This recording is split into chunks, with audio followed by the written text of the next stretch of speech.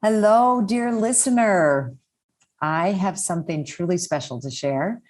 It's an exclusive invitation to join me in Mexico for an intimate and luxurious 3-day retreat along the beautiful Pacific coast of Zihuatanejo, taking place the weekend of the spring equinox, March 18th through the 20th.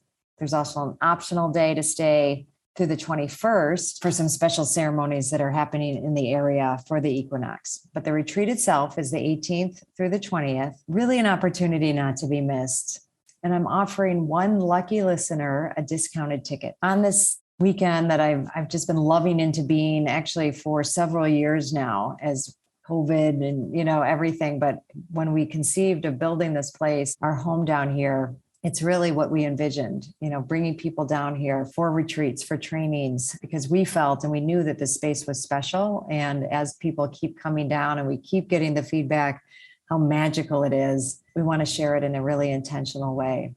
Be working with the 4 elements, earth, air, fire, water, the metaphors of the season. We'll set sight on a new vision for our mothering journey and creating a deeper connection to self and Mother Nature. So to win a discounted ticket, rate and review this show on Apple Podcasts. Screenshot it and DM it to me on Instagram at Dr. Gertrude Lyons. And remember, the most important thing to mother is yourself. Give yourself permission to take a retreat this year. And besides, who said mothers can't go on a spring break? I'll see you there. Hello, and welcome to Rewrite the Mother Code. I'm Dr. Gertrude Lyons, a professional life coach, exploring, demystifying, and democratizing the maternal power that lives in all women. The experience of mothering may not necessarily mean what you think it means. I believe that mothering is a vehicle for transformation, whether or not we have children. And together, we can start a new conversation around modern motherhood. On this show, we will redefine what it means to mother and untap the powerful feminine within you. Are you ready to rewrite the mother code? This is a Soulfire production. Hello, and welcome to episode 6 of the Rewrite the Mother Code podcast. I'm excited to be back, and it has been quite a week. It's literally 1 week ago today, the night of the election. And while we didn't know right away, we were soon to find out and go through some pretty stressful days. And I'm from Chicago. There's been lots of celebrating. And I've been celebrating right along with everyone. But that's, more or less behind us now. Still some drama and ensuing, but more or less behind us. But we're moving into the next crazy time, the holidays. Oh, yes.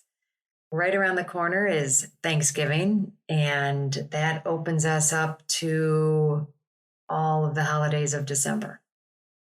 So let's talk truth about the holidays. How will it be this year?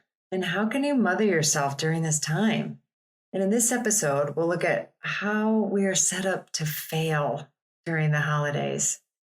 We'll discuss the missing link of our emotions. And I'll share a beautiful example of a couple working through the stress of this time and preparing for the holidays. We'll explore some possibilities, venturing into new territory where we come out the other side nourished and ready to launch into the new year. Our new pandemic normal automatically makes it different. So let's capitalize on everything being thrown up in the air. And if we really tell the truth, the holiday season is always stressful, at least at times. But it's stressful in large part because it's impossible to ever meet the ideal set out to us by our culture and by media. Everything, the pictures that we see and everything's supposed to be perfect. The meals, the decor, the gifts, and of course, everyone is happy and only happy. So when did we decide happy was the only acceptable emotion? There are actually 4 other primary emotions: our fear, our hurt, anger, and sadness. And instead of honoring all of them, we've turned joy or happiness into the only acceptable one. And the others, well, those we've turned into the forbidden 4, the negative emotions. And we actually believe we can turn off all our other emotions and somehow just have joy. And, so it's no wonder we overindulge and soft addictions go through the roof during the holidays. The minute any feeling, any one of these emotions, but happy and sometimes even happy, shows up, we think we need to numb it or push it down in some way. And, this dynamic, it wreaks havoc in our lives all year round, but it gets especially triggered at the holidays. So what if I told you that to the extent we feel our sadness and pain and our anger is the extent we can experience our joy? And not only is it how we experience joy, but what if it was the conduit to connection with family and friends over the holidays? Well, you might not believe me, but neuroscience, psychology, there's just so much research and data on it. It's just not even worth even attempting to argue about. But let's look at it. So have you ever seen those videos of babies or like really small children erupting in joyful, uninhibited laughter that just goes on, and they sometimes play off each other, or you do something that just sets them off, and it's just unfiltered joy. Those images are so captivating. And we all yearn to feel that joy so deeply. But we forget that babies also fully feel and express their sadness, their anger, their fear at the same level. We have all had those emotions socialized out of us to some degree, but we can reawaken them. And it's really important that we do. It starts with awareness. Just let yourself be more aware and curious. Start noticing the presence of all the emotions in yourself and in others. Tensions are so high with everything going on in our world right now, and our lives have been stretched in so many ways this year. Our feelings have not been the problem. It's our denial of them. That's where we suffer. Feeling sorry for ourselves, whining, complaining, angry at the circumstances. That's what, wreaks havoc in our bodies and our systems. So we really want to shift that. So let's go on this journey of awakening our emotions. And when we do, we can look at what does a meaningful holiday look like?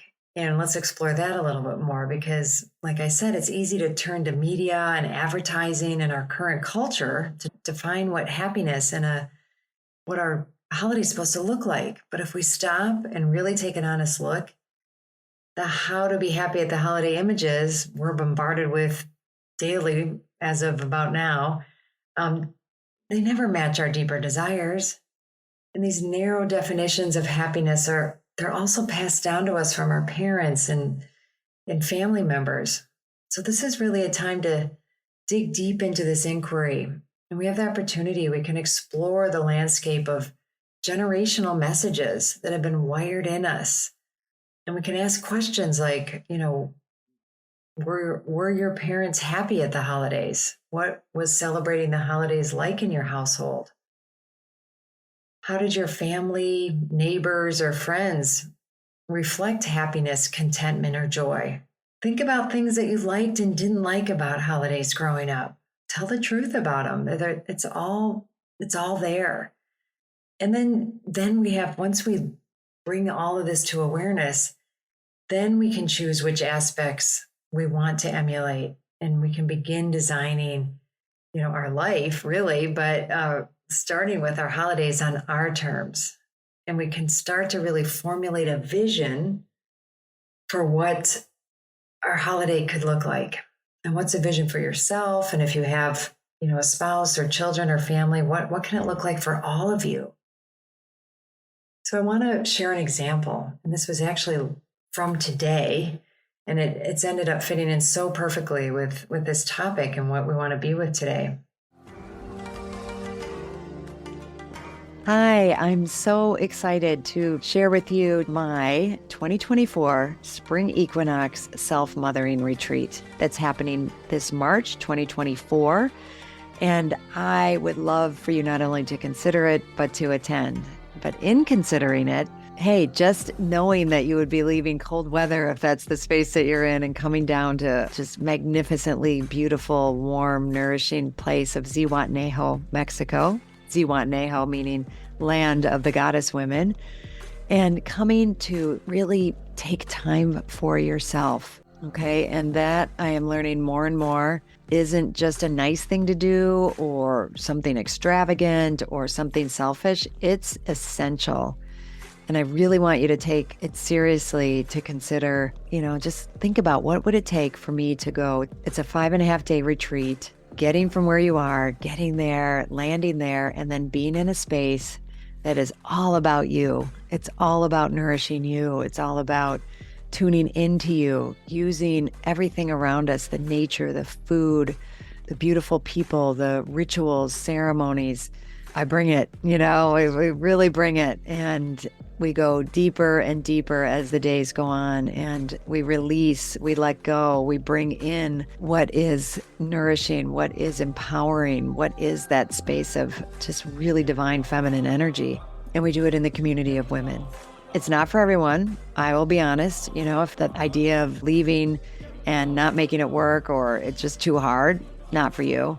If the idea of, spending that amount of time inwardly focused and going to that level of self-awareness doesn't sound like something you're willing to do or put the time and energy into, then it's not for you. And it's good to know that, right? So this is for people who are serious about what it means to mother themselves, what it means to take time for ourselves and that gift and what that gift can bring to us. It was originally right after my fall retreat. It filled right up. But now some people, it turns out, are not able to come. So I do have a handful of openings. And if you're listening to this and you're willing to take that step, please reach out to me. We can do a discovery call or you can put a deposit down. I would love that.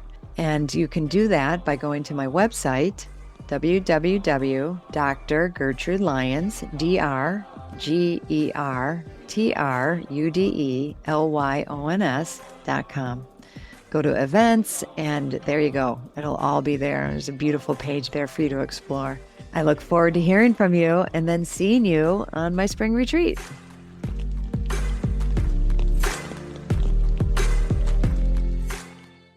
So I was working with a couple, and I think many of you will be able to relate to all or part of this scenario.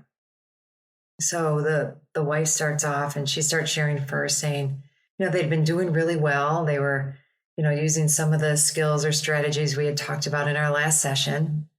Then she said, but then this last weekend, we had a big blowout fight.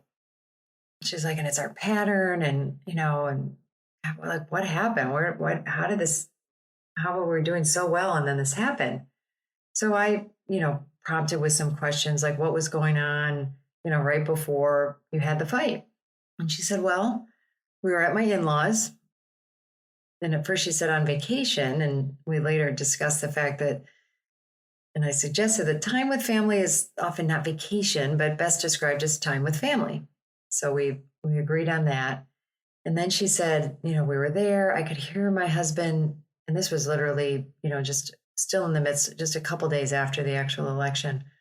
And I could hear my husband and his stepmom having an argument about the recent election. So then when he came upstairs, I suggested that it might be best if he didn't talk politics with his parents. And he blew up at me. Oh, and let's add that they were there, and not just visiting family. This was where they were also, going through a really vulnerable time in the midst of an IVF process. So really, could this be a more vulnerable time? So once we unpacked it all, and it became more and more obvious, to say it all at once, like there was this and there was this and there was this, all the layers of the tension, the visiting the family during COVID and the dad being extremely nervous and cautious about it, several days post-election and voting for different candidates, work being crazy busy for both of them. They have a little one and they're in the midst of IVF. Of course, there was upset. And in discussing it, with the upset, it was so clear how the fight and how this fight came about. It wasn't a matter of if a fight was going to happen. It was a matter of when, because all of this was building and none of it was really being directly talked about.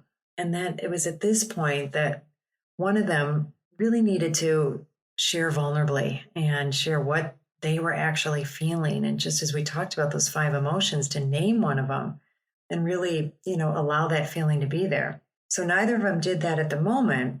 But as we talked and brought all this to light, she got to how scared she was in hearing the fight and how it was triggering for her some unfinished business from her upbringing, where there was a lot of fighting and, never really being able to get to agreements and, some pretty upsetting fighting in her household growing up. And he was aware, he really got to the truth and awareness that he was bringing his frustration and a fight that, didn't get resolved, and then brought it in and dumped it on her rather than share his genuine feelings about how he was feeling in the argument. And through this engagement, she was able to, in that moment, access the pain and the yearning and the feelings that had been going on then, but now were there for her. And as that pain started coming up, I invited, her to really to look at him and allow him to be there with her and witness her in her pain and her fear. And it was hard. She kept wanting to look away, and we almost kind of tried to change the subject, but I brought him back to it and said, this is the muscle that we need to practice. This is what you guys just worked for, through this whole discussion to get to this. And this was there all the time. It's not uncommon that we're first starting to get the yearning met and touch these places, that as much as we yearn for it, it's uncomfortable and we want to get away from it. So the muscle that we're building is to stay in those precious, vulnerable moments, and they allowed for more of that. And out of that, they were then in a position to experience joy together. And then out of that, I suggested from here, why don't you, look at and start creating a vision for when you're going to go back, because they had already told me they were going to be going back there for the Thanksgiving weekend, and all of these same dynamics would still be there. And again, I said, it's not a matter of if, there'll be tension and upset, but, you just had a practice round of what this could be like. And you still might not get to it in the moment, but this is available. And it's moments like this. And I was so moved and inspired. And it got me thinking about, our Thanksgiving coming up, and how do I want it with my husband, and our 2 daughters that are grown are going to join us for Thanksgiving. And started thinking about, of course, we'll do some of the normal things, but how can we, make it a deeper, richer experience? And we decided to schedule a family coaching session with our coach to allow us to open up spaces for ourselves. And that's where the real richness come in. And so, while none of the trappings or, kind of getting sucked into some of the holiday hype, nothing can replace that. But we don't want to get rid of those either, because they're actually in and of themselves, they're beautiful too. And when we're in the right space, the themes of the season, like the giving and the gratitude, the beauty of the season, the decor, the lights, the wrapping, exquisite tables with beautiful food on it. When we can be in touch with our feelings and name those and stay in contact with those, and when we lose it, come back, we're much less likely to limit our overindulging, to, limit some of the loop arguments or, fighting that we get into that really doesn't get us anywhere. And it certainly doesn't lead us toward our yearning. But even if we have those, they're a treasure. As we saw, when this couple unpacked, their argument, there was all this, beautiful awareness and possibilities that came once we dug into it and explored. It's kind of like, that's the gift to think about unwrapping. And it's not about avoiding those or thinking like, well, I just won't have that argument, or I'll just be nicer. And, we're human. We have dynamics and we have histories with our families, and we're going to be sorting through the dynamics of COVID and how we're all going to be in that environment. So, it's really going to be an important time to be gentle with ourselves, to explore and see if, are you willing to bring into the forefront the 5 emotions that I talked about: the fear, hurt, anger, sadness, and joy. And know that peace and joy of the season are the legacy of our pain. And we can't have one without the other. It really is a full package deal. And allow yourselves to vision, and imagine and dream what it could be like if I'm meeting my deeper yearnings and I'm fostering connection and deeper connection. All of that is available to us, even in the midst of these trying times, and probably more so because we are more open. We're more vulnerable at this time. So really, in essence, it's more possible this year than ever. So that's the invitation.